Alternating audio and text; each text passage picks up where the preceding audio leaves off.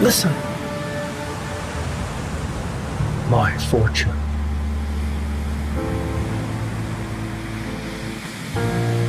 What do we have, Captain? We have land, Mr. Murray.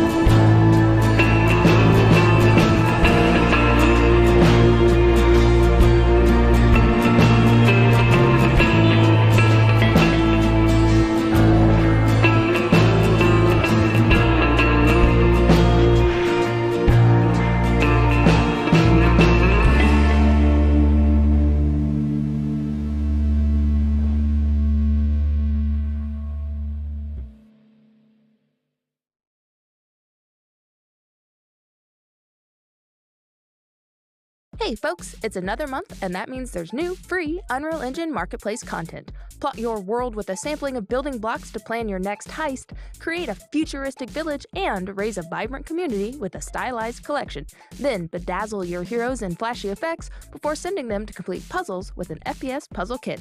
Download them all before the month runs out via the Marketplace. The Unreal Engine 5.1.1 hotfix is now live. Snag over 350 fixes and changes by updating your project today. Head to the Epic Games launcher or GitHub to download the hotfix and see the complete list of fixes on the community forums. Also newly available on GitHub is the Lyra Starter Game Sample Project. Now you can see all the incoming changes for Lyra and even create pull requests if that's your style. Check it out on the official Epic Games GitHub repo. And don't forget, for the month of February, we're running the Unreal Challenge Speller Performance. Create a short video showcasing your spectacular VFX powers for a chance at $1,000 in cash and other prizes. Get the complete challenge details in the forums. This week's first spotlight streams in all the way from New Zealand. AFK, A Hole in the World is the latest installation of the long-running fantasy web series following the misadventures of a group of gamers who mysteriously wake up in the bodies of their MMO characters. Follow the fun on Epically Casual's YouTube channel and check out their other series, For the Empire, a Star Wars fan show, while you're there. Get ready, retro gamers! Sprawl is a hardcore FPS set in an endless cyberpunk megalopolis developed by a small team. Harness the power of your cybernetic implants to perform gravity-defying maneuvers and follow the guidance of a mysterious voice in your head as you make your way towards the spire to topple whatever lays within. Wishlist Sprawl on Steam. And rounding out this week's spotlights is Desynced, a sci-fi survival strategy game. Gather, build, explore, and fight to survive with customizable units, either cooperatively or competitively with friends. Solve ancient ruins, defend against hostile forces, and discover new resources and biomes in order to advance your technology. There's a limited-time demo now available on Steam. Download it today. Thanks for watching this week's news and community spotlight.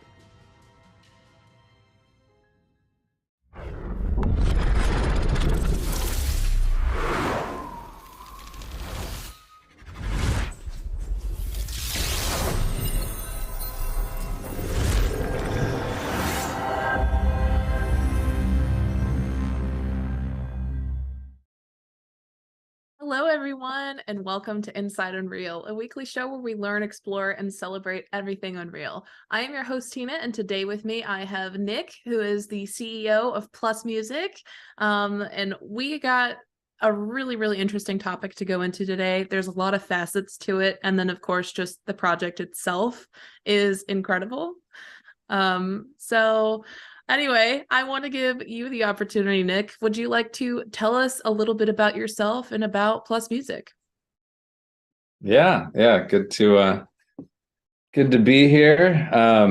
Let's see. PlusMusic is an adaptive audio platform for game devs, EGC metaverse. Like, what we're doing is trying to bridge the gap between that world and all these digital spaces. So we come from the music space, so we know a lot about music. And if you're a game dev and if you've ever touched the music business, to get music, it can be kind of tough and challenging and a little bit confusing when it comes to the legal side of stuff. So we wanted to solve a bunch of those problems and just help you guys make great stuff, right? So PlusMusic is we call it an adaptive audio platform because we built this AI called Adaptive Audio AI, which converts any song into a adaptive soundtrack for the game. So we all play games, and the music doesn't just kind of play like it does on Spotify, right? It has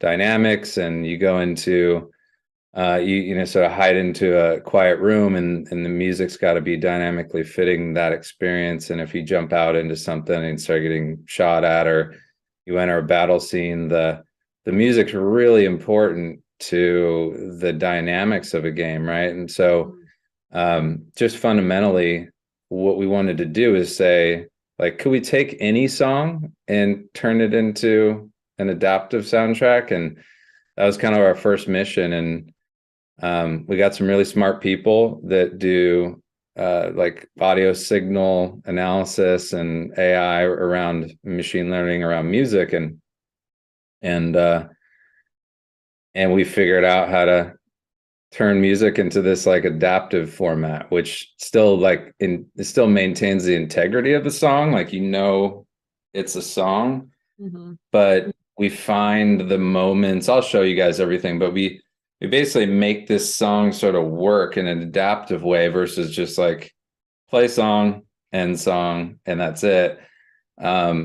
The way games are made now is, you kind of get a piece of music and you program it in with Fmod or Wise or inside Unreal's like inborn audio stuff, and Unity has their own version. So it's a process, and it's definitely a skill, and not every dev either has the team size or the funding or the time to make like the best soundtrack that they imagine they could make, right? And then there's the other part where finding great music is kind of hard to do too. Sometimes you have to go just scroll through pages and pages and pages of music to find what you're looking for, and then you have to kind of listen to each one of those tracks and see if it has all the elements that would make for what you need it to do, So we try to solve a bunch of that stuff and make it easy, and then just kind of make it just fun to work with music. And and then really just go make great games. And we can't wait to play whatever you guys make. So we also built an Unreal plugin that connects the music that we have on our servers to your game, so that you can quickly iterate with music. I'll probably better just to jump into a demo and give everybody an idea of what the heck I'm talking about. But that's essentially what PlusMusic is. It's bringing music into the game space. That's awesome. I personally am in awe of the idea of this project because it does tackle one of the things that I personally have always found the most difficult, which is the audio and getting that right. It's really, really tricky. And I think having this available to, studios of any size, indie or otherwise, is really powerful for that whole section of the game industry. Yeah, we hope so. We hope so. We hope we can help. That's kind of like our mission. So it's the other side of this audio visual experience. It's like audio and video. It's two pieces. They're really important together. Shall we do some demos and show people around? Absolutely. Excited Cool. to dive in. Can you share my screen, please? Let's jump to that. Fantastic. Looks like we're ready. Okay, cool. So this is our website. Just checking in. We're good with got it. Okay, here it is. So this is our website. If you go to plusmusic.ai, you'll find us, and you can play around, see what all the stuff that we have in here. A bunch of moving images and fun stuff, but we want you to sign up and go play around with what's actually there. So when you push login, you'll land in a place like this. This is our discover section for the music that we have. We're supporting a few game jams right now. We just did the Global Game Jam. We're doing Boss Rush. Looks like Magical Girl Game Jam just started, and so we have a bunch of game jams. So if you guys are part of any of these game jams, you can actually come in, and we have some music for you to use in the game jam. So some of our music partners have allowed their music to be used free, and you get a bunch of stuff. You get to basically use PlusMusic in your game in the game jam. So hope that helps. But this is the way most music discovery is: show me stuff, like help me find things, right? So we sort of broke this down into game specific, like city, space, island. You can do genres, some moods, and our AI really gets a lot of info out of each track. So let me just actually go to showing you how we think about music processing. That is some demos I'm going to show you guys in a minute. That is that. Where is my... 1 second, guys. I swear I'm organized. There's just so many things. And where'd it go? Okay, hold on 1 second. I'll get it for you. Maybe not.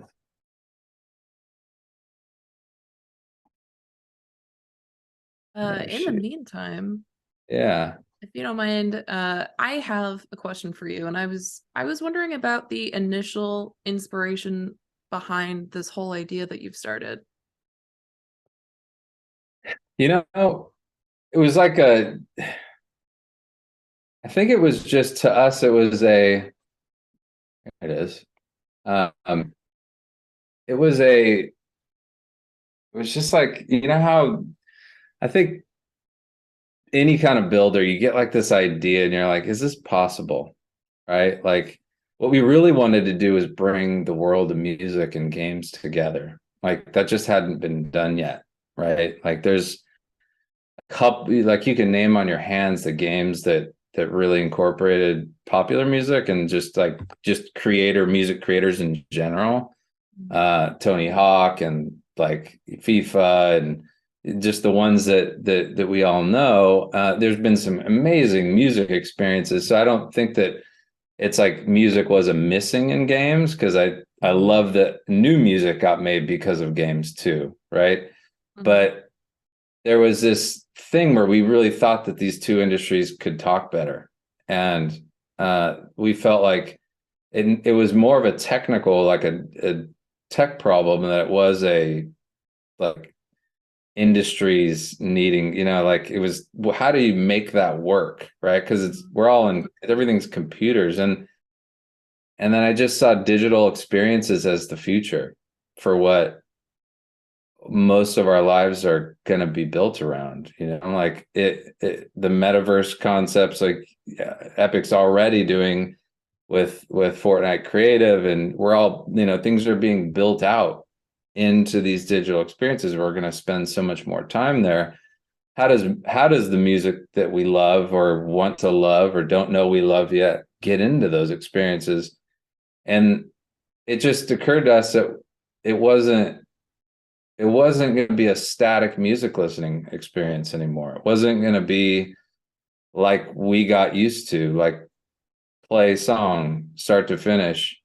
The way I see, there's some more like just of my thinking about the world and us as a company. This is how we think.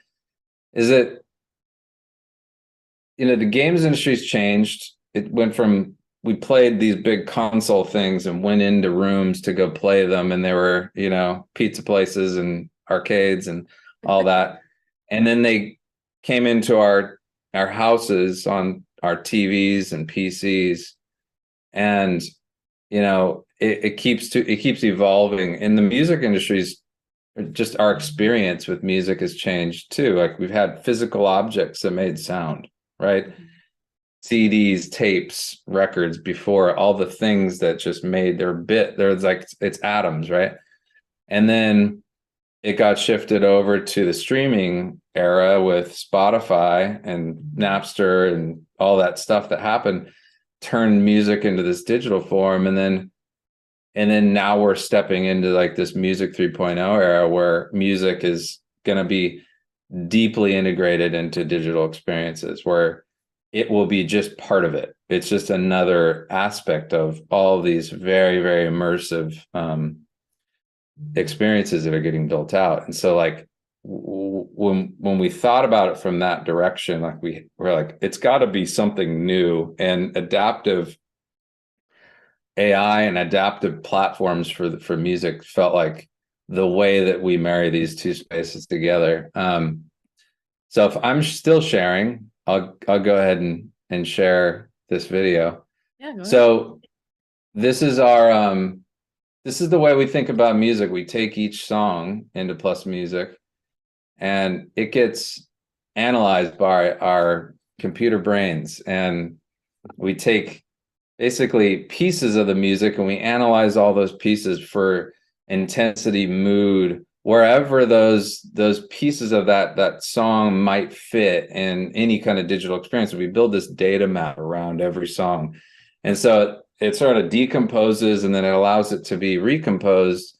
And the way we thought about it was, how could we know about every moment in the song and then match make it with a game, right? So that if you're walking through, this is Valorant, so maybe you wouldn't have music be played in this particular game, but you get the idea of what it would do, and how adaptive soundtrack really is down on its core.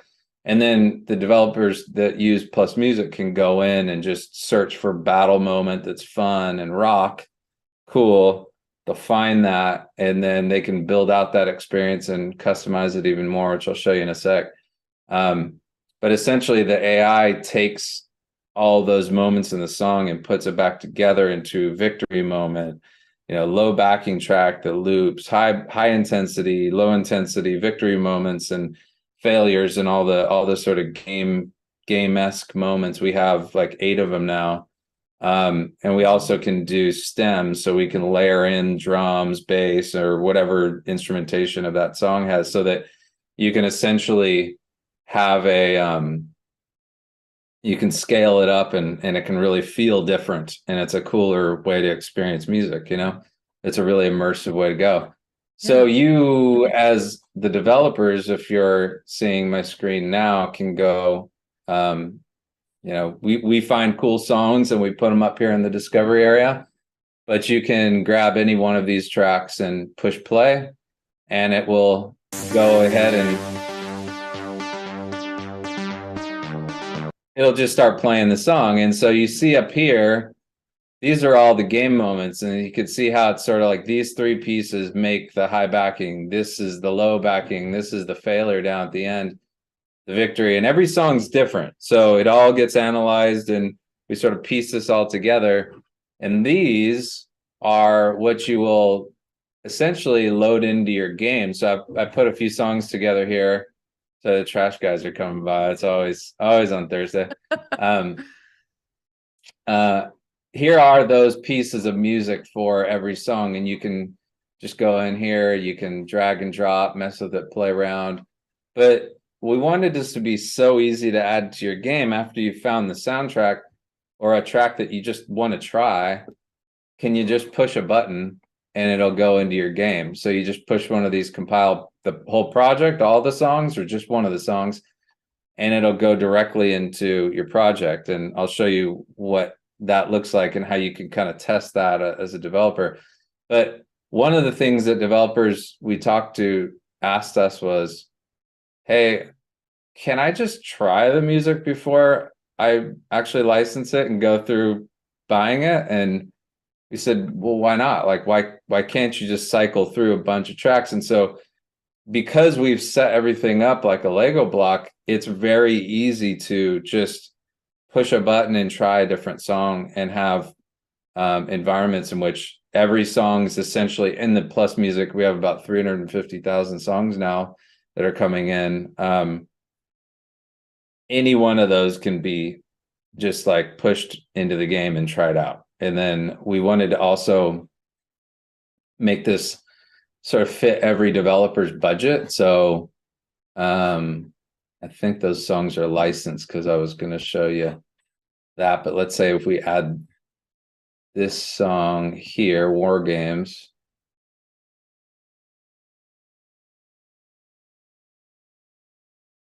to a project. This is the Inside Unreal demo. It's that easy. So if you like a song, you can just push a button, it goes in there. You open up your project manager, and then you can click on War Games, and here's all of our pricing. So we wanted, if your game is just being in test mode, or you're just doing it for fun and you don't want to spend thousands of dollars to get super high quality music, you can get it for any size of your game. And if your game takes off and becomes really successful, you could just keep going with it and keep that music in there. But ultimately, we wanted it to be super affordable for everybody. And we also want the musicians to be able to win from this too. So we thought it was a sort of a win-win on both sides. We make music licensing super easy to push a button, and then also the integration and the plugins, everything is kind of all in one. It's all one thing. So you don't really have to go anywhere else. To make it adaptive, we made a plugin for Unreal that you can download for free in here in the plugin instructions. So we have the Unreal and Unity to help everybody. You download it, super easy to log in, super easy to put into your project. And when you're there, you can do cool stuff like I'm about to show you. So we built this little game on Unreal Engine. It's not a game. So what it is it's our testing environment, right? So we wanted to make sure all the moments actually sound good inside whatever experience. Mm-hmm. And because you game devs are making things however you want, you might want music to change as you enter a scene. You might want it to change because of your heart monitor. You can attach it to whatever you want. But in this case, we built a very simple demo that is just like basically choose the song and then walk through the different moments so that you can see the changes. So here's Racks by Marcus Meston. I'll give him a shout out. Super cool track. Let's hear it.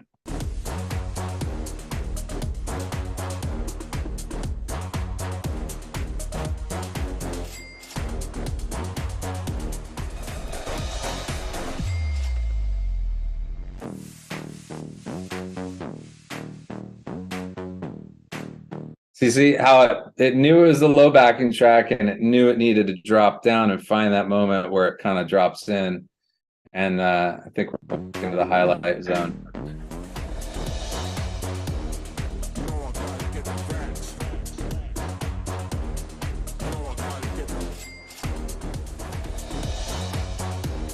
I will say too that every song that has vocals, if it's a vocal based track, like, you know, a pop song or whatever, you can have the non-vocal and vocal version in your game. So you could choose to have the vocals or choose to use. Sometimes the AI will pick the vocal part as like a highlight moment. It kind of like decides that for you, but you can change it out if you want. But you can use the vocals as like mnemonic devices or whatever. We were playing around with a racing game where, you know, you had to like run into boxes to get new, you know, to upgrade as you were driving. Mm-hmm. And we're playing around with the like the chorus line as the stinger moment. Like every time you hit a box, it would do the thing. It was really cool. And also I think parents are going to hate us for that because their kids are going to be running around singing chorus lines of every single song. But that doesn't sound like a bad scenario. But so there's that track, right?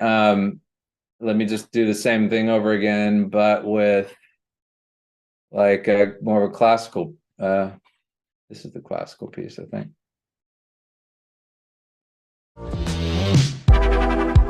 Oh, this isn't it. This is cool track though. This is.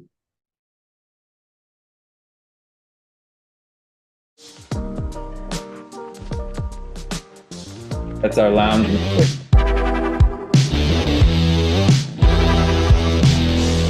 So we have volume things in there, just typical audio slider stuff, but you can, in our thing, you can change the volume.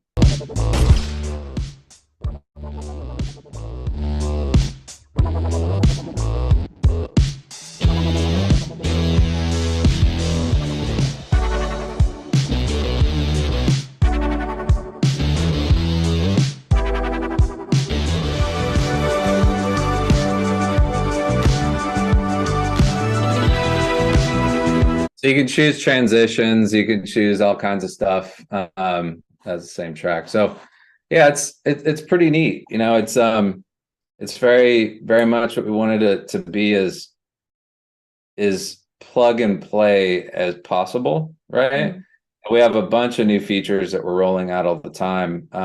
Actually, the guys invented a new file format that is essentially like what the game needs to play, which is an audio file, but it contains a bunch of the information just in the file, all the telemetry data, everything that you'd want, like the metadata of that song that would match make with the experience is all built into the file. And yeah, these guys are pretty cool. So they do stuff that I can't do, so I go out and talk about it. But yeah, this is essentially PlusMusic, and everything that we do is you know, for you guys. So we have Discords, and you know, you can write us personally, and any way that you think we can improve, we're more than happy to hear your feedback and work with devs just one-on-one. Like, this is for you guys, so we're really looking for feedback and trying to make this better and better every day. Yeah. So yeah, that's it. This is awesome. Like I said before, this is, to me, a game changer, no pun intended. This is such a huge step for, like I was saying, especially indie studios and people that don't have access to a lot of the resources that AAA studios or, some more well-funded projects might have. So this is huge for them. My first question that I have for you is about the AI aspect of it. Did you always intend for it to be adaptive through AI, or was that something that just sort of naturally happened through the creation process? Yeah, we did. We always wanted it to be machine assisted because, it doesn't make it to do that many tracks, and we want to welcome all music through PlusMusic. Essentially, to do that many songs would just take too long to be able to do the editing and the analyzation. It needs to be this way. But I will say that we also intended our AI to not replace music and musicians. It was to assist in the way music was made. So, like, again, to get kind of nerdy about the history of music, but Please do. the medium has always changed. It changed the art, right? So when a vinyl record was invented, and there was only so many grooves on the record that would like constitute X amount of songs. And even when you turned up the RPMs and made more space, so to speak, like, it only could still fit 12 songs, 13 tracks. That's kind of why the record, the album, is that many songs. And so the artists developed songs, and then the radio had their own input, and now TikTok is actually changing the way musicians are writing their music as well, which is like, there's an old saying in music, don't bore us, get to the chorus, right? And that's happening in today with songs on TikTok. They're putting the hook at the front of the song because that's what people hear, and that's the thing that gets used in these different posts. So, like, what changed is the song doesn't need to be 3.5 minutes long anymore to be on TikTok. It just needs to be 15, 20 seconds max, right? So the medium in which people are consuming their music is always changing, the art. So we felt like those mediums are going to go crazy from here on out. Like, it's going to be a million times thousands, right? Like, somebody's going to make something on Roblox, like, here's my experience, and it works like this. And that's, how do you even know? You might walk to this side of the room and the drums are playing louder, or, like, this is the bass side, sit on the couch and the bass plays. I don't know, whatever. Like, people are going to come up with different stuff. But so therefore, like, to help musicians make what they make, and then have that live in other places, it felt like a computer problem to solve, Yeah. And then there's a lot of talk about generative AI and stuff, and I think it's pretty neat, but I love supporting creators. There's generative AI that's going to happen on the game side too, where people all like, I want an art, I want this, I need a goblin that has a red t-shirt, type that in, all right, get that. And that's cool. And there's going to be generative AI for need like 1980s drums with like super gated toms, and give it to me at like 120 beats per minute. All right, cool. Boom. There you go. Now you can be a musician. I think what's really interesting about the world of AI is that it's going to assist creative minds to make more things. So, like, to me, that's where I think this goes. And the adaptive part is, whether it's a human making it, a computer making art, it kind of needs to be eventually converted into some format that'll work in all these experiences. So that's kind of where we thought, like, okay, this is kind of foundational stuff. And if we focus on that, then it allows all this stuff to sort of come through the pipes and then become flower off and do whatever it's got to do from here, you know? Yeah, for sure. But yeah, I don't know if that was a long-winded answer to your question. I loved it. It was great. Off of that, I see it in chat a little bit too. So it's supporting artists who make music. So they make a song and then it's put into the system. And then the AI goes through and deciphers which parts of the song would be most appropriate given the circumstances of the game. Does the AI take any of that music and kind of rewrite it to fit certain parts of it? Or is it only taking parts of the originally written song and splitting that into sections? Good question. Yeah, so we're kind of trying to stay out of the creative process of the game developers. Mm-hmm. So the plugin is just a very simple player with all of the sort of like understanding of the music that's coming through, beats per minute and things like that, all the sort of core components of the music. And then it gives developers the chance to wire it up however they want their game to act and interact. They can do it with that, and it sort of works into their current workflow with Unreal's audio engine, and that's that world.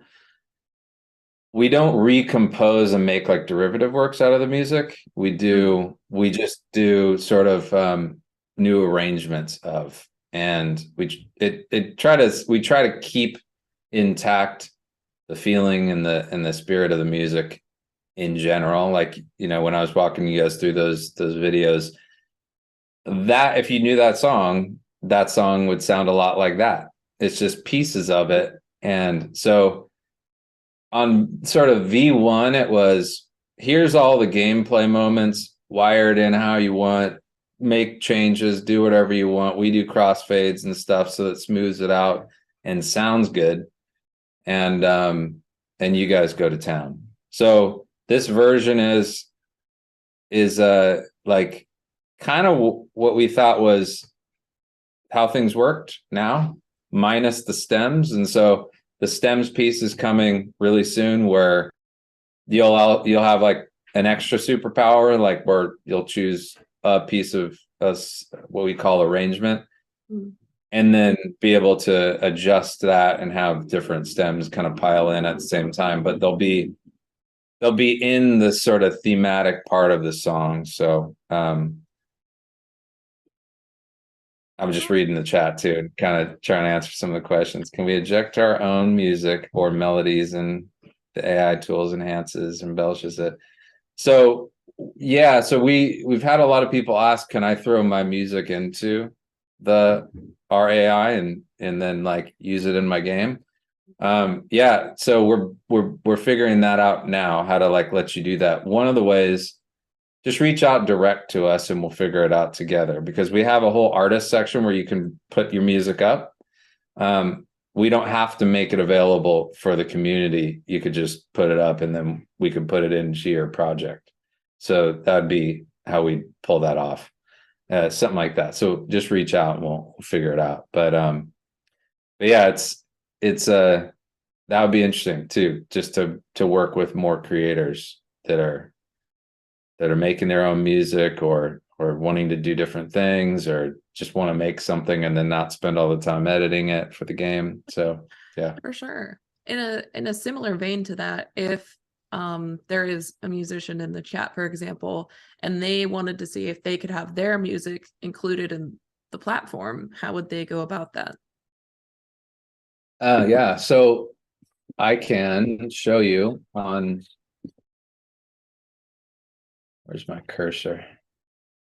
If you are a musician, you can just go to our website, click on the musicians part, and get in touch with us. And we'll send you a link and we'll reach out and we'll chat about whatever. And ultimately, there's a whole side of PlusMusic where you can just upload your music and make it available for everybody here. Yeah, we'd love it. Awesome. Very straightforward, which is nice. Yeah. should be easier. You asked earlier, like, what were one of the foundational ideas? Like, one of the foundational ideas for us was, like, if a musician were to ask themselves, how do I get my music into games? Is like a question that nobody really could answer very easily. Yeah, okay, you reach out to game developers and get them to care. But that's hard and everybody's busy. And so we wanted to build something that, where musicians can just go do that and make it available. And if they have relationships with game devs, and they can just send them here. And that's super easy to deal with. But yeah, that was one of the things that I think we got right, which is like, how do we get music into this space, and how do we really convert this sort of like real world experience, like music's everywhere. If you think about it, it's in your car, it's in your restaurants, it's in Nordstrom when you walk in. It's like all the, if you go to Nordstrom, it's everywhere, but it's not the same, like, diversity isn't in digital experiences yet. And like, we haven't even really seen the metaverse, like, idea really come to being yet. But once it does, then it'll definitely have is my video playing right now on the thing? Right now it's you. It's just us. Oh, okay, got it. So yeah, it's an interesting world. Yeah, I kind of think that, like, Spotify of the future will be different than Spotify of today, Yeah, for sure. but it'll be a lot more interesting. But yeah, so that's what we're doing. We wanted AI to be helpful, additive. We, like, I haven't really written an ethics statement, but that was one of our key components for, like, how do we enable creators to do more with their creativity. Yeah. And I don't know, I think there's going to be musicians, like, you could kind of foresee there'll be, like, even younger musicians that are able to, like, just piece together a great song and then get really big on some platform. And then there's going to be these, like, it'll be really interesting to see what happens with, like, AI avatars and different, like, I think Warner had one come out recently. I think they got a little backlash for it, but there's going to be these evergreen characters that, like, make music, kind of, and Yeah. they could look like anything and be anything. And that MTV era of like, you got to look like a rock star can go away, because who cares if you're making great music? Like, what does a musician even look like anymore? Yeah. But yeah, so we're pumped to see what the game developer community comes up with this stuff. Yeah, absolutely. I think what I find super refreshing about PlusMusic and the idea behind it is it's very adaptive to the future. It really definitely sounds like you're looking forward into what the next step is and trying to tackle that problem instead of just dealing with what's currently happening. You're trying to set up for the future going forward, which is an interesting take on it. Yeah, gift and the curse, right? But, like, because you kind of got to bring it back to where people are for them to sometimes understand. This seems pretty easy to understand, I think, but yeah, like, that's just how the future is. I mean, with Chat GPT and stuff like that, that's like, I don't know, a couple months back when you never played with it before, you wouldn't have been able to imagine how really interesting it is, like, it does some pretty cool stuff. And yeah, we're a startup at the end of the day, and so you kind of got to innovate. You got to throw yourself into the future and just pull everything towards that. It's just it's the it's the way to go. It's like the thing I want to do. I didn't really want to be part of the old music business or the old anything, you know.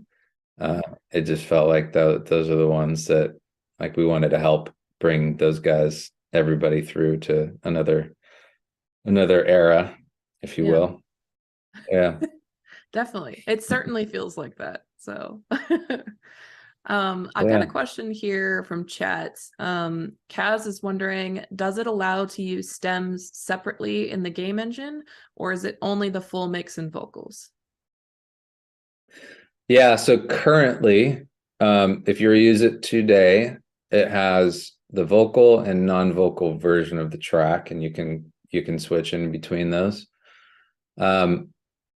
But the guys just built the new versions of the plugins that does support stem stuff. So if you're in development, you could start working on the game with our plugin now, and then by the time, you know, games take a while to make, you could eventually you'll just update the plugin and it'll have those new features in it. So it's a future-y thing, but not too far off, because I've seen it. It's pretty cool. Yeah, that's super exciting. Getting really in-depth systems built there. Yeah, I mean, it's just cool to see what the guys come up with every day. Like, we're like, hey, can we do stems like now? Like, how far off are we? Can we do a new file format? Interesting, you know? Like, boom, boom. So yeah. No stopping them. They're ready to go forward. Yeah.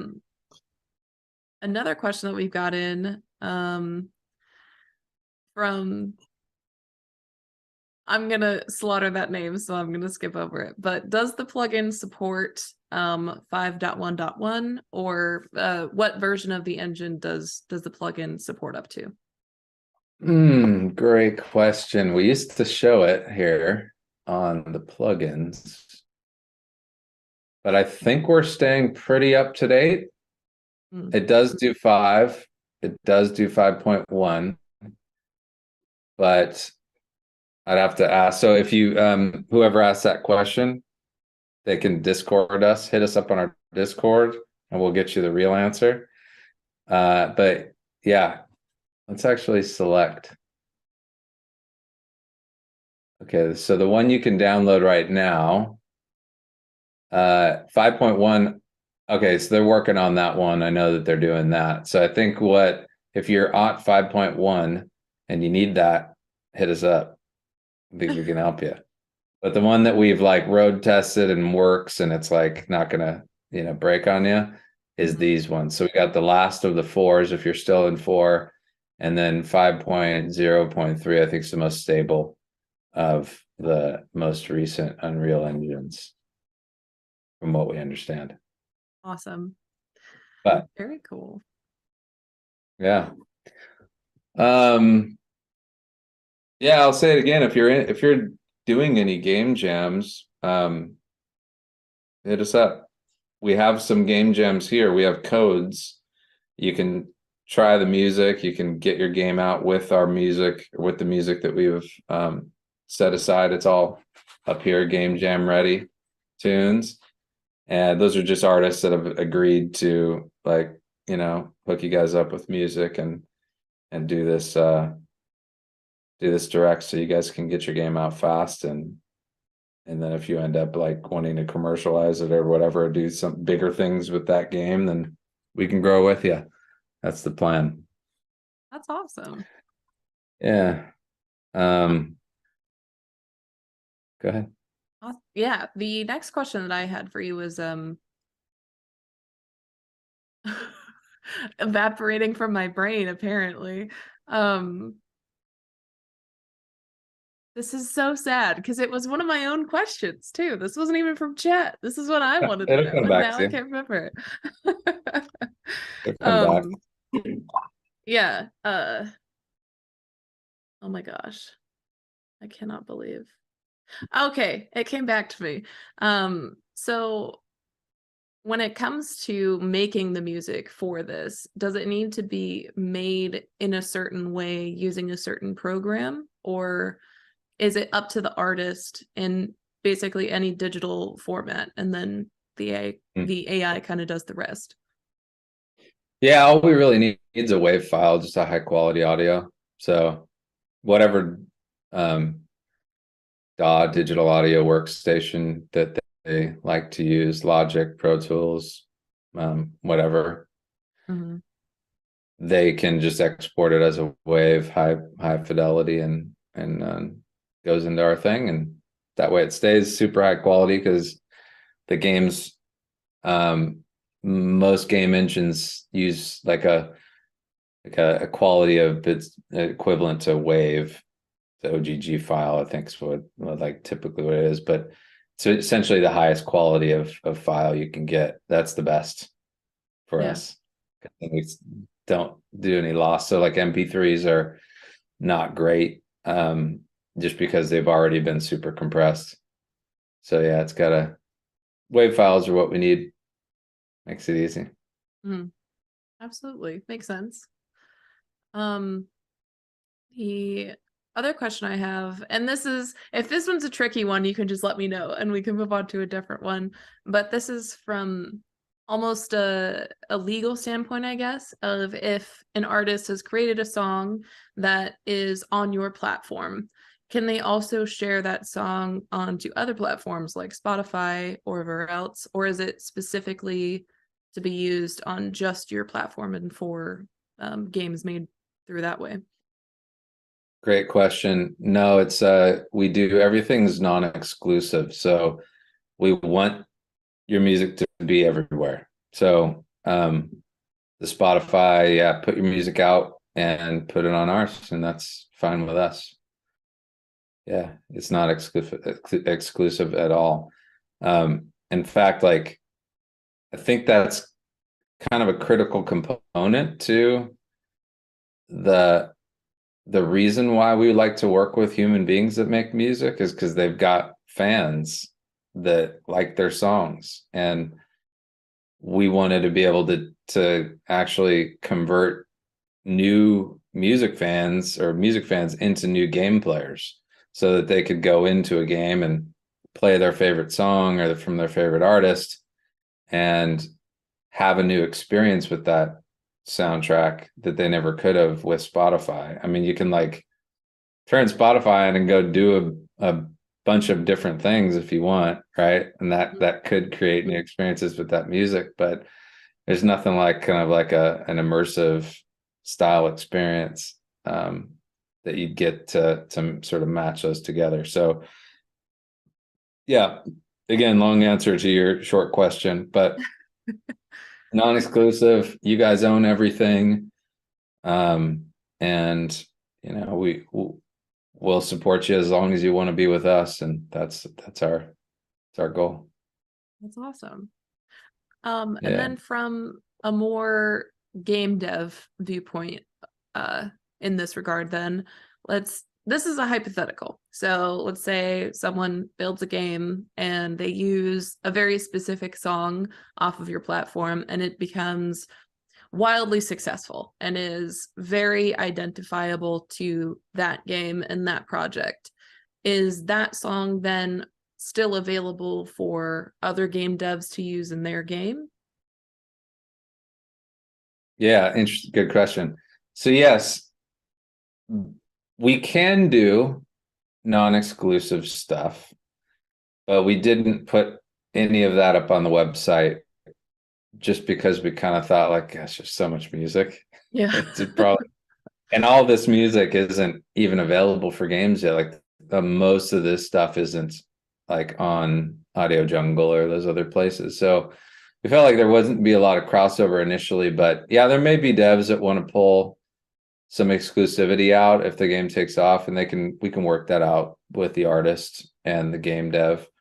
But you know, for now, they're available to whoever wants to use it. So we get that if you're, you know, think it's as important to at the end of the day, I'm not gonna, like, I'll use a trailer example. Like, trailer music sounds a lot like itself, but they're technically kind of different compositions usually. it's just a thematic thing, and so it tends to be not as I think that the games are going to have their own experience, and I think it's going to feel a lot different in every gameplay experience. Mm-hmm. But with that, yeah, again, a long answer to the question is we've thought about it a lot. But if exclusivity is important to that game dev, they can just reach out and we'll figure it out together. But if they want more success for that artist, then I'd say kind of more the merrier for them too, because it might actually get more players to come through and play that song in different ways. Kind of cool. Yeah, absolutely. I'd love to see that song's in these 5 games. Cool. And I could go play them all and see which one I like the most, Which one utilizes it best? Yeah. Awesome. Let me check chat here real quick for any other ones. Sure. But while I'm looking for some more, I did want to kind of pick your brain on a little bit more of a general topic here, and it is more so about the combination of AI and music in general, and kind of your thoughts on, of course, how that relates to game dev, but just mostly how those two relate together. Because you come to PlusMusic and this whole project from the musician's standpoint, right? It's from the music industry side. So I'm curious about your thoughts coming from that perspective. Yeah, so yeah, everybody's got some kind of background to help color their way they see the world, right? And from the music industry side of things, it felt like, there's a couple things that are running through my head here. Where one, to do music licensing, I'm going to take this into some tangents, so you just keep me on track if you want. But music licensing, just in general, it's kind of a complicated process. Like, you have to get the master, you have to get the publishing. The master's the recording, right? And then the publishing is essentially the sheet music, like the underlying IP. Mm-hmm. So anybody could re-perform a song with the sheet music, and that's ultimately what publishing is. And in a game, because it's synchronized, you need both, right? So all of our music has master publishing, so that you don't have to go chase down 5-10 writers for every song. If you look at some of like Beyonce and those tracks, they're 10-15 writers could be on one song, and so it becomes pretty challenging to clear for uses, because everybody's got an opinion and they all want to like different price, and they all want to get paid different. And so yeah, it's a little bit of a black box there, especially for the creator side, the developer side. The ones that need it, they don't need to become an expert, right? Like you don't need to essentially become a music lawyer to sort that out. But if you're making a game and you're serious about your project, you do want to have your T's crossed and your I's dotted correctly. And so one of the things that I think we did well was really focused on, like, behind the scenes is full licenses that like you could stand up to and you could give to a publisher if they're going to take on your game, and you have the full right to use that music, and you have the right to keep that music in your game, right? So that's also very important. So like the opposite of your question earlier was, well, what if this song gets really popular and is in 20 different games? The opposite is, what if I can't keep that music in my game? And sometimes that's the case. If you don't like license it correctly, they can just say no, like pull it down, and then you have to figure that out. Right. So that was a lot of the work that I think we just kind of happen to know a lot about, being on the music side of things for all these years. Mm-hmm. Is that and then we also got really smart people to help too. It was just a group effort to really put this into a position that from a business point of view made sense for both sides. And then when it comes to you asked me a question about the AI part. What was the question about the AI as it tied to that? Yeah, basically just how you view the connection between AI and music, especially going forward. Yeah, so juicy topic. Yes. It's so if you're paying attention to the AI space, there's one of the biggest question marks around any generative AI is who owns the underlying IP? Because AI is essentially it's a trained piece of again, neural networks and all this stuff. So basically they've taken a data set. Where does that data set come from? Let's just take music, for example. You have to train a computer to listen to music, analyze that music over time, and then synthesize a version of that back to you. So if you wanted to make a Beatles, like the record that the Beatles never made, you'd have to train that AI essentially on everything that influenced the Beatles. So all of the early American like R&B music, and they're sort of like at the time, even like Beach Boys and stuff, like they're very competitive. So like if you're to stick with the Beatles as like make me a Beatles song, you have to train it on all the Beatles songs. Then you kind of have to train it on all the songs that influenced the Beatles to make those songs.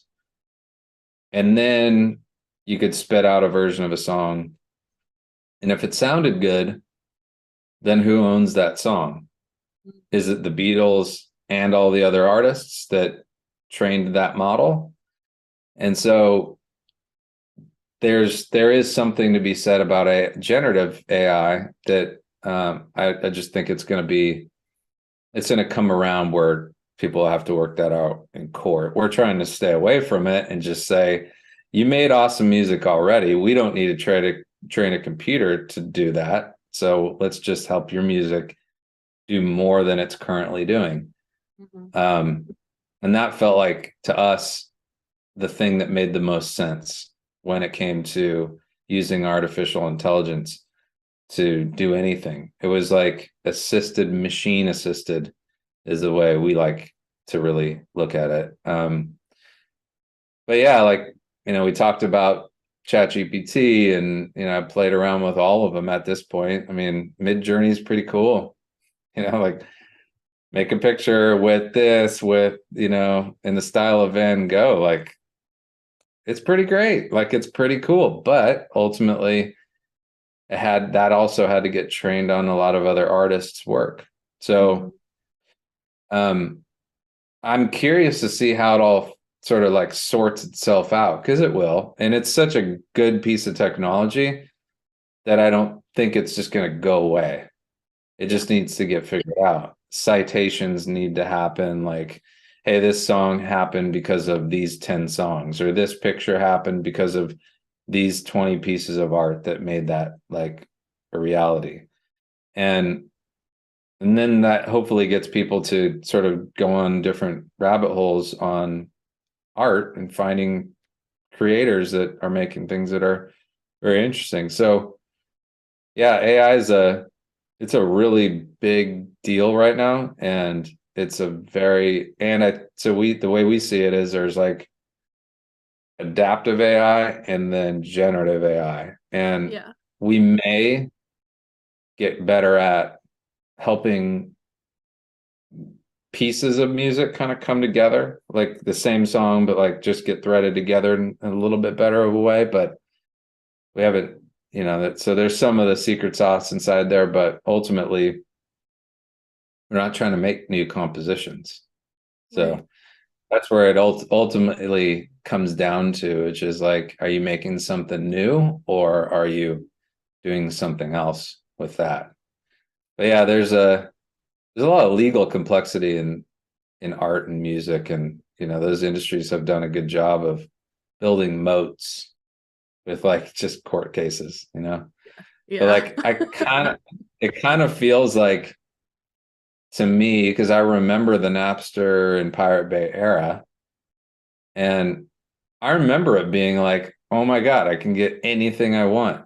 Because back then was pre-Spotify. You couldn't get everything you wanted. You had to go to the store and find something, or have somebody give you burn you a disc or whatever. But he would find this like the most interesting live shows from like whenever of your favorite band, and like you couldn't find that anywhere. And that was what people loved. It wasn't the piracy. I think what Spotify figured out is that people will pay for it. You just got to make it easy. And like, it was Metallica's drummer, Lars Ulrich, and a bunch of people really like spent a lot of time suing these companies instead of just figuring out how to build their own version of it that would have worked better. It's a different problem now with generative AI than then, but it was like you can't stop it. The genie was out of the bottle at that point. For back then with digital files, just file sharing stuff. And once you made it distributed with BitTorrents and things like that, pretty crazy, hard to stop. You're never going to stop. So you just have to kind of like make a better experience, and people, that's ultimately where it goes. What's interesting is going to be what happens if, like, blockchain's been this like roller coaster of we love it, we hate it, we love it, and it's just a thing. But what I like about it the most for the music industry is that you can wrap, and that's one of the things we're working on with some of our technology too, to support on and off chain, is to be able to do rights management stuff, because that's what we're doing. We're doing like, hey, it's easy, push a button, but it's ultimately like rights management makes it easier for everybody. People get paid, people know where their music is, and and that the blockchain concept is pretty rad, that you could have something, it could get shared a bunch of times, and it still maintains the information all the way down the stack with all these computers to agree on it. So I think there's some fundamental technology there too that's going to be really interesting besides the AI. Like, it seems like Gen AI is today's big news, and like 6 months ago it was NFTs. So our news cycle goes pretty quickly. Yeah. But what will happen in 6 more months, I don't know. Maybe everyone's talking about generative or adaptive AI by then, who knows? But there's a lot of new technology, like very interesting stuff. So I think where we just got is, you ask that question, like, you're in the future. It's like, yeah, you kind of have to be like, that's where everything's at. People are building blockchain based games and all these things right now. They're just not out yet because they just got their money and they're trying to figure it out. And there's a lot of technical challenges that'll have to get solved there. But innovation is like, it's another one of those things. It just doesn't, it's hard to stop it. It's hard to stop the creative mind. Or like, think about the OpenAI project. Like, could we do this? Let's raise some money and figure it out. Like, and then they got it to there, and maybe that's the Skynet moment in our lifetime. But if you remember Terminator, Skynet was the sort of big bad boogeyman in that movie. But yeah, so artificial intelligence is very interesting, and like, you'll see what happens with Neuralink, and being able to hack your brain to be able to use a computer to assist in your thinking. Like, it's pretty wild. Yeah. It really feels like just sci-fi to talk about it, but it's not it's not necessarily that far-fetched anymore, which is an odd feeling. It's odd, yeah. Like, I mean, there's if you watch Star Trek Next Generation, there was the Borg, right? Mm. The Borg was like this human like hybrid thing. And but yeah, as soon as that happens, I mean, the wonders of technology is already here. Like people can, I don't know if you watched, there's a movie, I forget what it's called, Sound of Silence or something like that. It was about this drummer who lost his hearing, and then like, and then he does I think it's called like the cochlear implant, The and cochlear, it like, yeah, cochlear implant. And so it's an interesting story about making the choice to not be disabled, to like make the choice to be, I don't hear anymore, and then living with that, and then using a machine assisted version of that so you can hear again, right? Mm. And like what that means to us as a group. And in this movie they did a good job of talking about like the different social reactions to this person's choice to not be deaf anymore, right?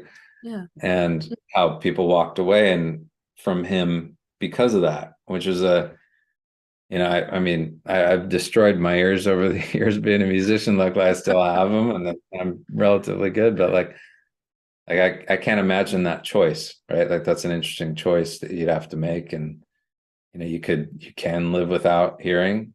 It's totally possible, but and you can only know what it's like to be hearing impaired if you are.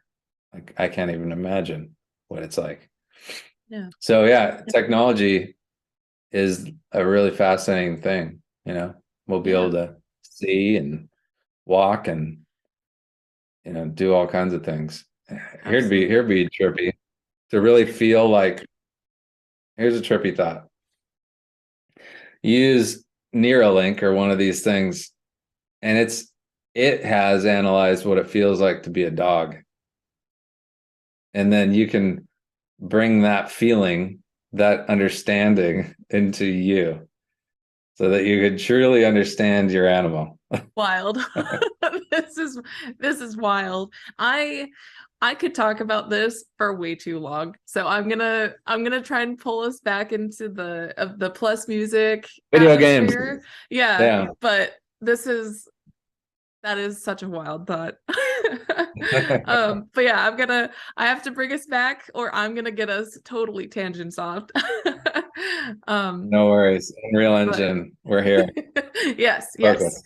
UE games. Yes, exactly. So there was one question from chat. They were wondering, is this just one AI system or several AI systems working together for a more complex product? Yeah, so it's a series of algorithms that all work together to make it do its thing. Mhm. Like, there's certain ones that'll do sentiment, there's certain ones that'll do beats and bars and tempos and all that stuff. So we built different ones for all the elements of the song, and then yeah, we kind of put it together into like it's a whole process, and it kind of just runs it, and then it comes out the other end, bakes it. Right. We like to think about it from a simplistic point of view. It's like, this is weird to think like this, but like a song is kind of the raw material, right? And that's technically a finished piece of art. It's a song. Right.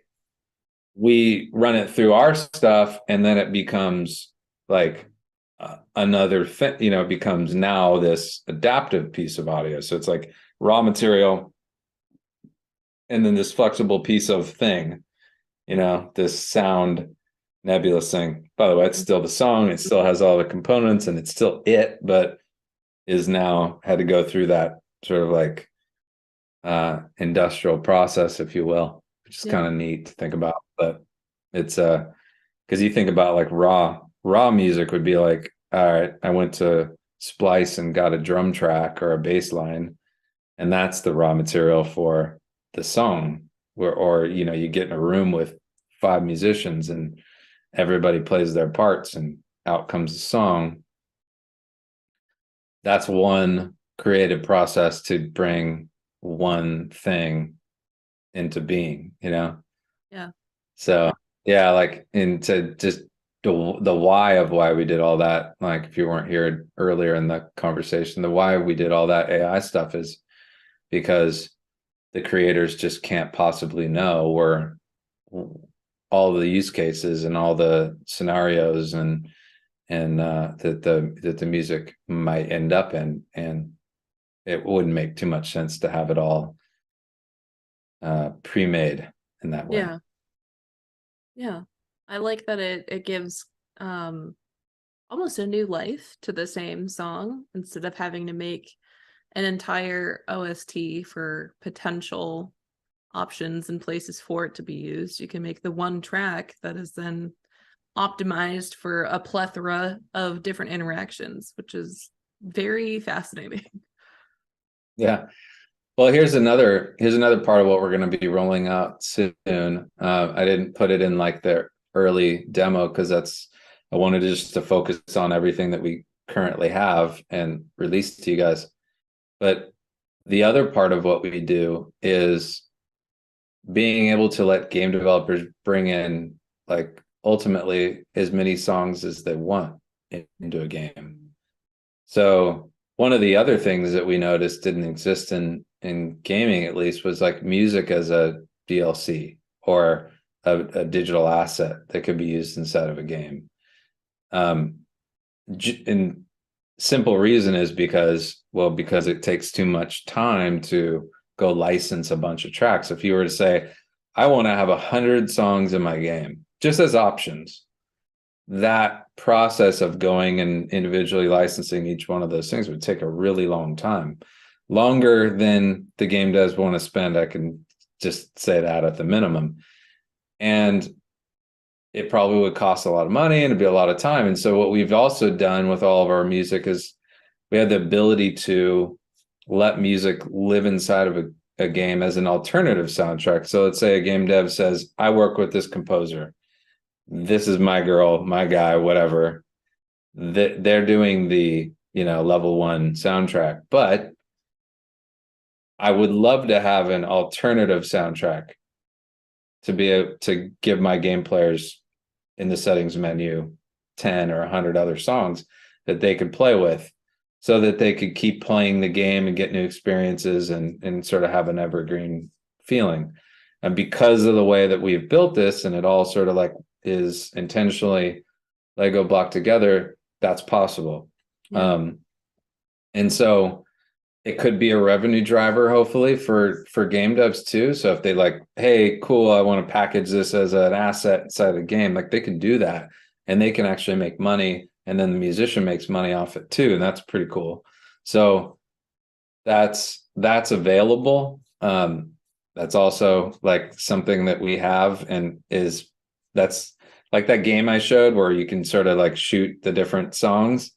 Right. That's essentially what that is. So that technology exists. It just, we haven't like put it out to the group yet. So if anybody's interested in that, in the project, DM us and we'll work on it and talk about it. But that's another thing that we felt like didn't really exist, which was like optionality.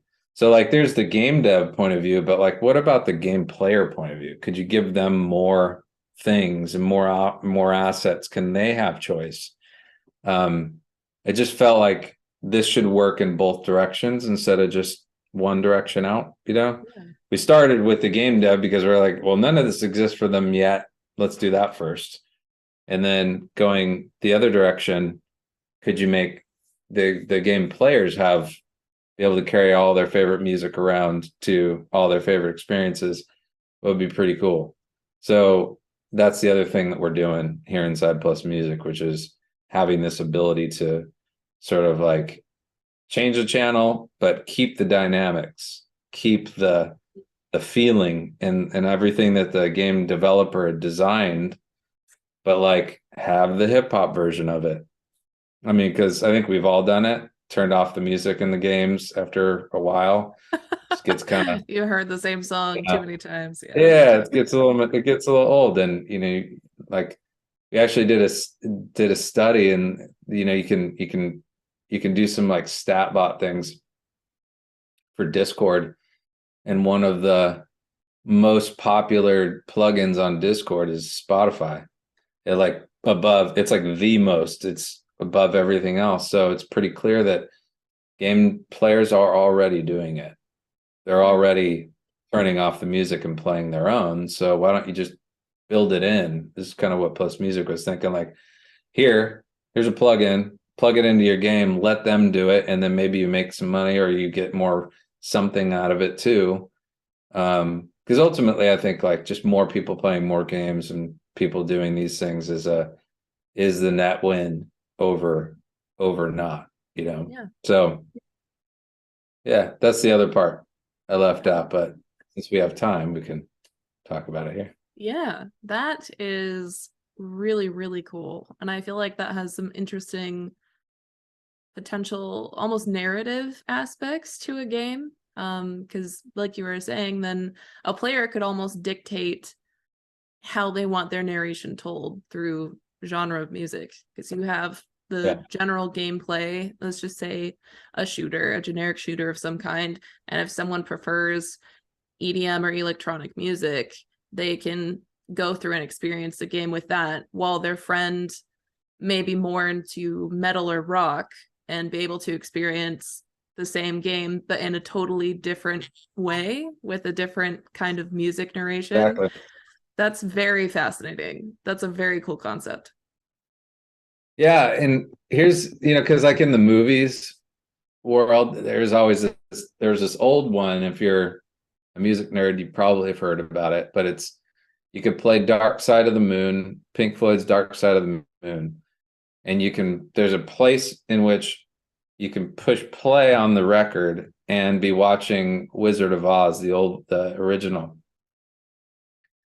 And if you just play it at the right moment and then you just let it go, it'll play in this weird but very like matched way, and it's kind of like a stonery experience, but it is pretty interesting. Like the bells will come off at like just the right moment when the monkeys are flying and stuff. It's a pretty interesting thing, right? And so what that was is like this primitive version of re-soundtracking something and re-experiencing it with a new thing. And it'll be really cool to see like what the community says, like, oh, you have to play this game with this song, it'll change your life, versus like I remember there's a old movie called Garden State with and they mentioned the Shins, this band from the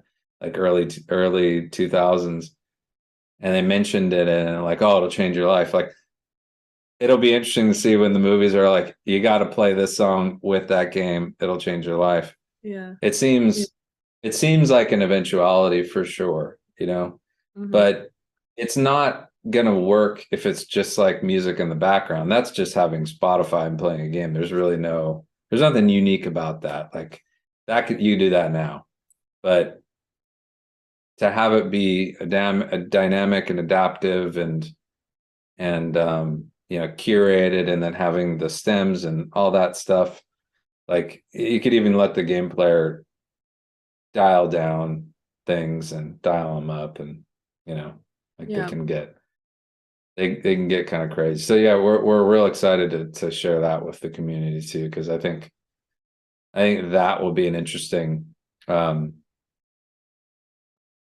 like just set it off into the wild and see what happens. Yeah, what sure. people build with it. It'll be that's what we always we can't wait to see what happens. I mean, we build things just for fun, but in the background, but we're not game developers, so every game we've made is kind of like not that cool. I mean, we can do it, but like there's like a storyteller element to being a game developer, and I don't know if and that takes its special skill of people kind of doing that part, right? Yeah. That is very, Same. very interesting. I think it's the other thing that I like about that idea is, so the plugin and the usage of it is empowering the game developer, of course, to be able to have this really adaptive, really interesting and interactive soundtrack in their game.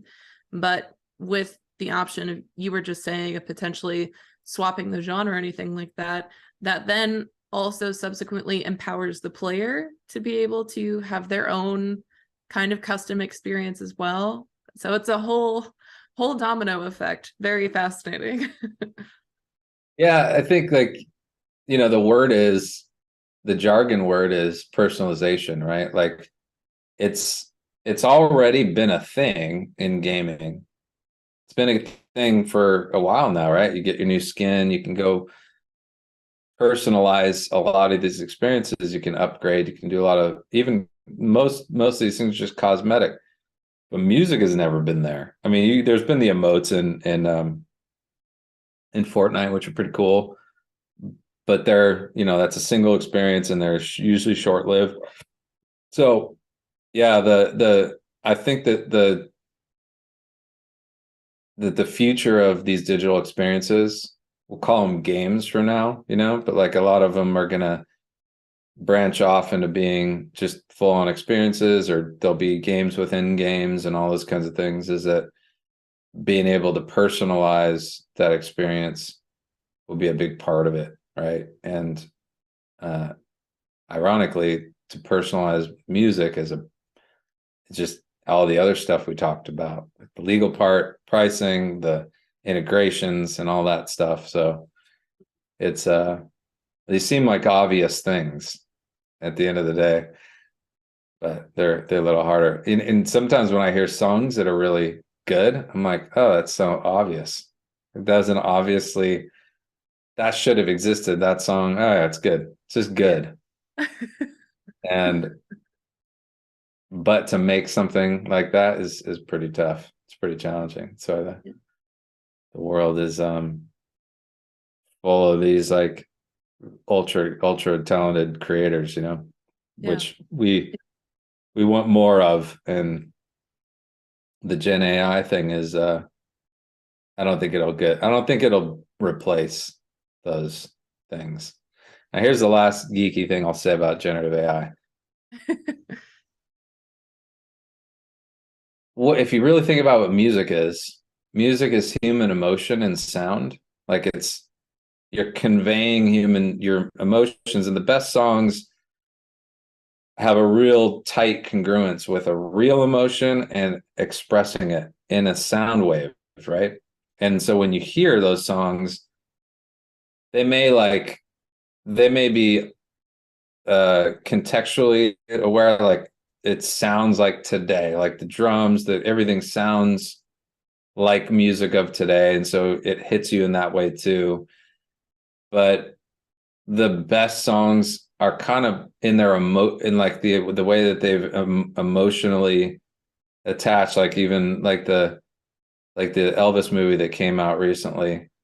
Like that was a long time ago when Elvis is around, but great music, and it still emotionally connects.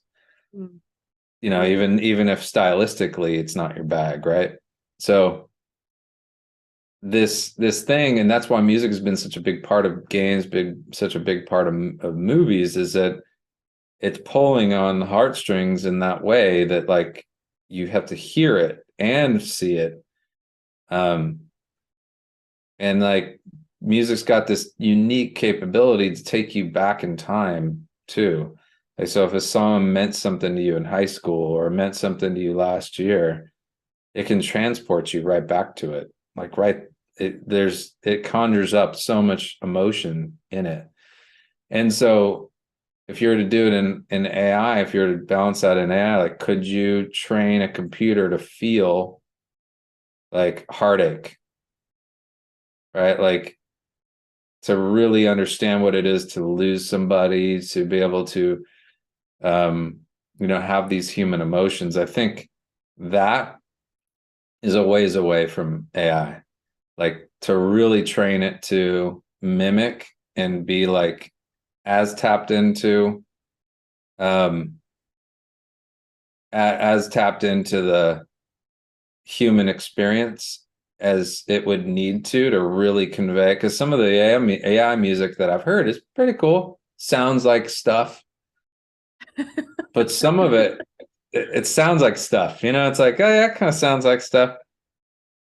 Then there's the other ones that are like, they sound like a conversation that you've walked by a bunch of different people talking.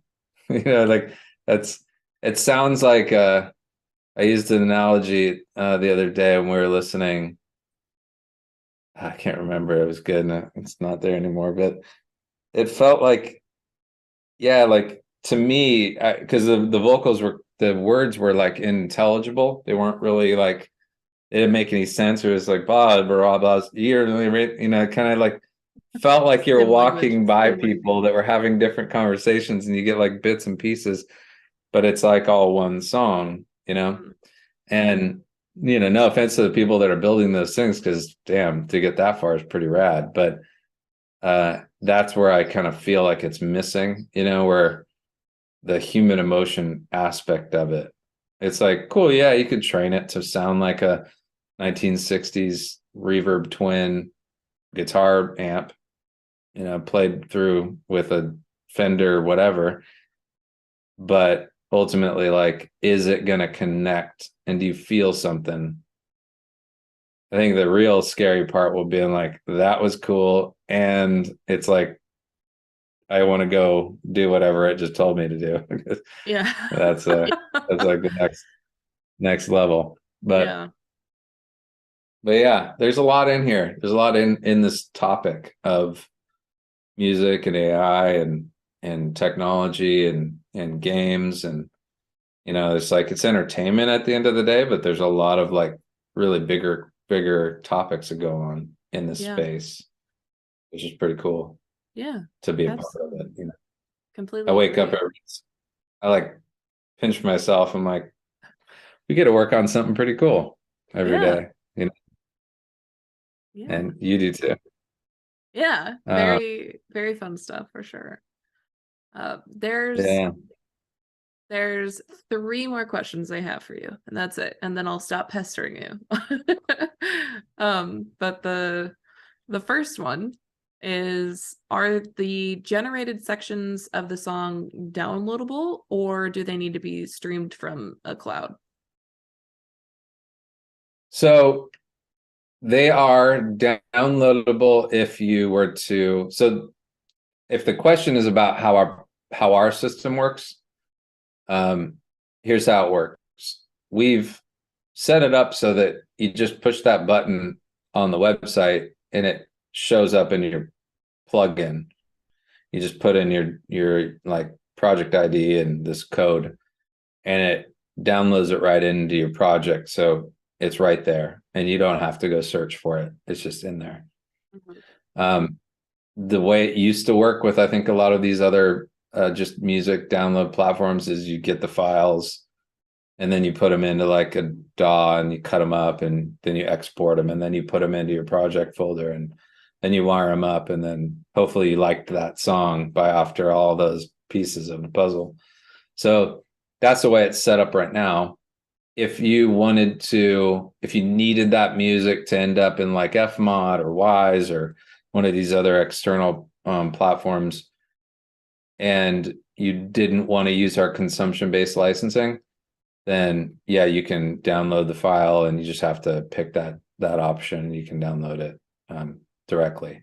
So if it's not easy to find, hit us up. We'll help you out to do that. But one of the things that we want to do is just keep everything contained in one space, so you guys don't have to have files flying around and where'd that go? I can't remember which version of this. I don't know. And so like we just ultimately it's all one thing and it just goes into your game.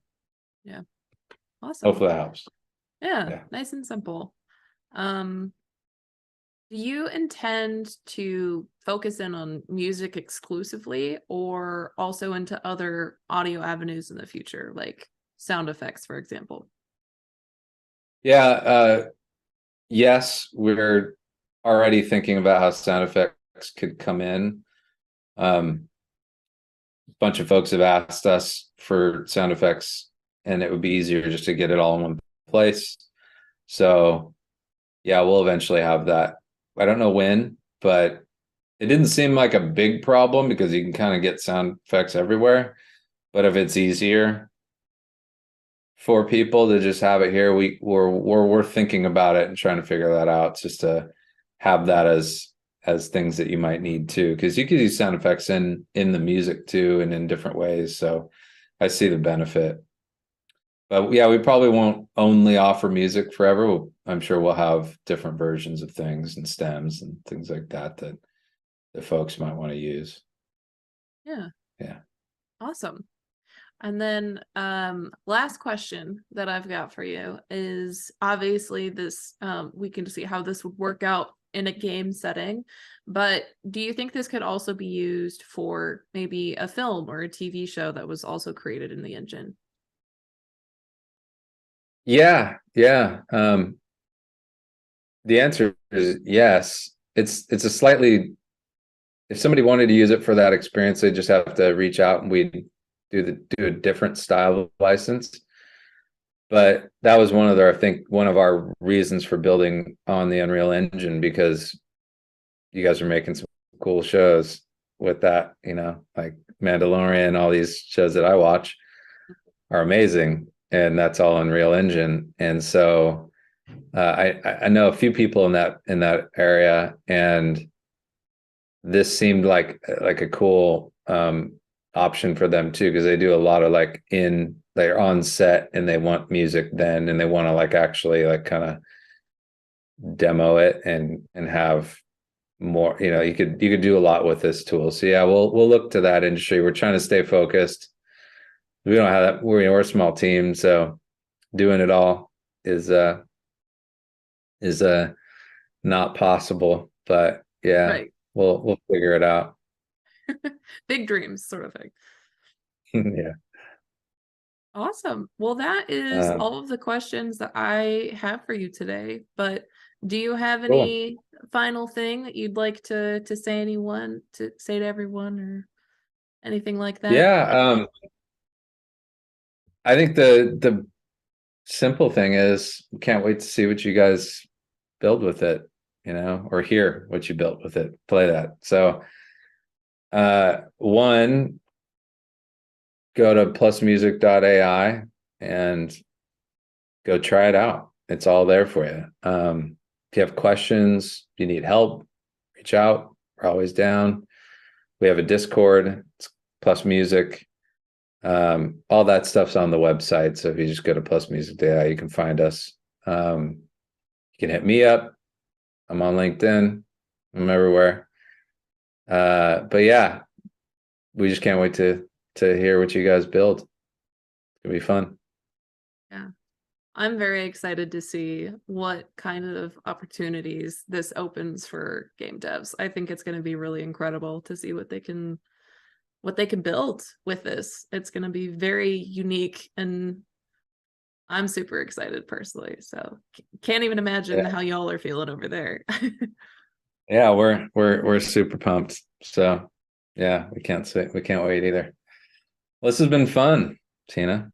Yes, it was. Thank you so much for coming onto the show and talking about PlusMusic and also just all these other general concepts with us. It's great getting your insight and perspective on stuff like that. So thank you so much for taking the time to talk with us. Of course. Anytime. Awesome. And of course, thank you everybody who came to watch the show. It wouldn't be what it is without you and your interaction and being in chat and asking questions. So thank you all so much for being here as well and liking the topic and going in and having all those questions that you brought today. If you missed any part of the show today, no worries. We post all of our live streams in video format on both our Twitch and YouTube channels afterwards. So if you missed them at the beginning or middle, you can always go back and watch the VOD later at your leisure. And of course, you can find that at, like I said, our Twitch and YouTube channels at Unreal Engine. You can also follow us on all social media at Unreal Engine, as well as come say hi in the forums, where you can get the latest news and also find all of the links associated with today's stream. So like the Discord link, the link to their main website, all of that is in that announcement post. So if you need to find any of that, please go grab it if you have the chance and opportunity and want to learn more. But once again, thank you so much for coming on, Nick. This was so great. This was a great time, great conversation. So thank you so much. My pleasure. Yeah, thanks so much. All right. All right. Well, we'll see all the rest of you tomorrow. We have our second episode of UELFG tomorrow with the newly released game Parish. So come hang out for that. It's also at 2 p.m. Eastern, just on Fridays instead of Thursdays. And of course, we'll also have another episode of Inside Unreal next Thursday as well. So see all of you later as well. Bye, everyone. See you guys.